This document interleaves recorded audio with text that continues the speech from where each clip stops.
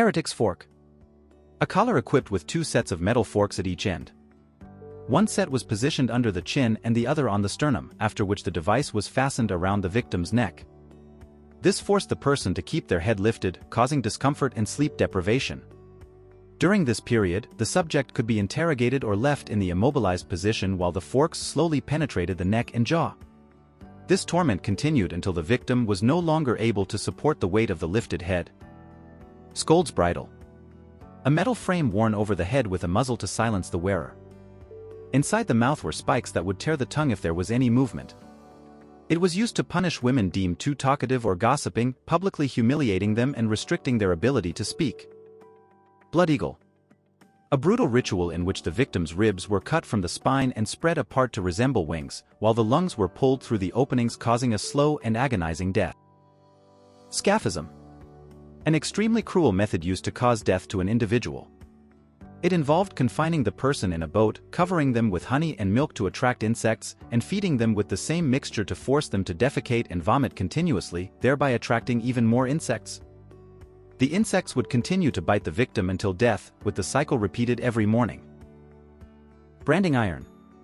A tool used to brand an individual's skin to leave a permanent mark, extremely painful and leaving a scar for life. It was a method to punish someone and remind them and others of what had happened throughout their life. Brazen bull. A life-sized metal statue shaped like a bull, used to confine an individual and then heated with fire underneath, causing an experience of extreme heat and pain. For anyone inside, condemned to be burned alive. It was designed to intimidate others and demonstrate the brutal nature of punishment. Breaking wheel. It smashed an individual's bones and then twisted their body around a large wheel, leaving them suspended high where birds and weather condition caused a slow and extremely painful death. Breast ripper. Primarily used as a form of punishment for women, it was heated and applied to tear the skin of the breasts, inflicting severe punishment that left permanent scars and caused pain for the rest of their lives. Cangue. A massive and heavy wooden board fixed around an individual's neck, making movement and eating difficult. This device served to publicly shame the person, making their punishment not only physical but also humiliating in front of others. Castor oil. Forcing an individual to drink a large quantity of castor oil caused severe abdominal pains and made them sick to the point of being unable to hold back feces. Subsequently, the person would be confined in a large barrel the size of a man and would only be released after confessing. Choke pear. A metallic device inserted into the mouth or anus of an individual and then deliberately expanded, stretching the tissues until they reached an irreversible point. Head crusher. As the name suggests, it was a terrifying device that slowly tightened around the head, inflicting intense pain and ultimately crushing the skull. This instrument was used to extract confessions or as a form of brutal punishment. Iron chair. A chair made of iron with sharp spikes on the seat and armrests. The victim was forced to remain seated on the chair for long hours, sometimes days, causing extreme pain. Keelhauling. A severe form of maritime punishment in which a sailor was tied to a rope and dragged underwater from one side of the ship to the other, passing beneath the ship's keel. Lingchi, also known as death by 1,000 cuts, was a form of execution used in China, during which the flesh of the condemned person was systematically cut. This process continued for hours until the person's death. Pendulum. A method of torture that involved a sharp blade suspended above the victim, slowly descending with each swing, cutting deeper with each pass. Rack. The person was forced to lie on a rectangular wooden frame that stretched the victim's body by pulling their arms and legs in opposite directions. This torment inflicted extreme pain and could cause dislocated joints and torn ligaments. Scavenger's daughter. A compression device that forced the victim into a crouched position, compressing the body and inflicting extreme pain. Pau de Arara. A form of torture in which an individual was suspended by a bar for the wrists and ankles, resembling the position of a parrot on a perch. Tongue tearer. A device used to grip and tear the tongue, inflicting intense pain and depriving the victim of the ability to speak. Ironically, it was often employed to compel individuals to speak.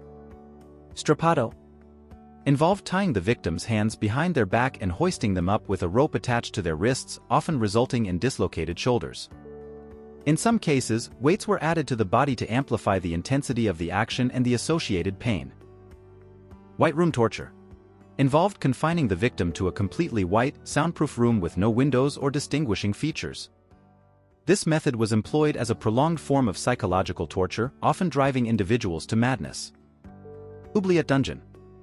A type of dungeon designed as a deep pit, intended to hold forgotten and abandoned prisoners in darkness. Prisoners were thrown through a narrow opening, often neglected and left to die without food or water. Gibbeting human cages. Used as a method of public execution and post-mortem punishment, during which the body, sometimes still alive, was placed in a metal cage and displayed in public, often in busy areas. This practice served as a warning to others and inflicted upon the victim a slow and humiliating death. Spanish tickler. A terrible instrument designed to tear and shred flesh from the body. It consisted of metal claws that were constantly and slowly used on the victim, initially causing tickling but then mutilating the skin after a while. Bamboo torture. Involved inserting a piece of bamboo into a person's anus and leaving it there. The bamboo would rapidly grow inside the body, causing extreme pain. Sometimes it was left until it emerged from the other side. Flaying alive. Involved removing the skin from the body brutally, sometimes even while the victim was still alive. This extreme form of torture was designed to inflict intense and prolonged pain, causing extreme suffering that ultimately led to death from shock or infection. Judas Chair. It was a cruel torture device characterized by a pyramid-shaped seat, upon which the victim was placed with ropes used to lower and suspend their weight on the sharp edge. This method would gradually impale the person. Iron Maiden, a sort of chamber resembling a coffin, equipped with spikes inside that pierced the person enclosed within it. Spanish donkey. A cruel wooden device angled and sloped, where the victim was forced to sit as if riding a donkey, while weights were attached to their feet. This unnatural position greatly increased pressure and pain on the body, often resulting in severe injuries to the legs and spine, until the victim was practically broken by their own body weight. Crocodile shears. A chilling torture instrument designed to sever the limbs of the victim. The shears featured a serrated and heated edge, resembling the jaws of a crocodile, and were often employed against metalworkers or to punish those who committed acts of robbery. Chinese water torture. A practice involving the continuous dripping of water onto an individual's forehead for an extended period. This caused psychological torment and could lead to extreme anxiety and even mental instability, as the incessant sound became unbearable over time. Thumb screws. A device that exerted painful pressure on the thumbs or fingers by screwing in bolts. This instrument crushed the fingers, causing intense suffering, and was often used to extract confessions or punish thieves and other criminals. Whirligig. A torture device that rotated the victim at high speed, causing dizziness, nausea, and potential physical damage due to centrifugal force.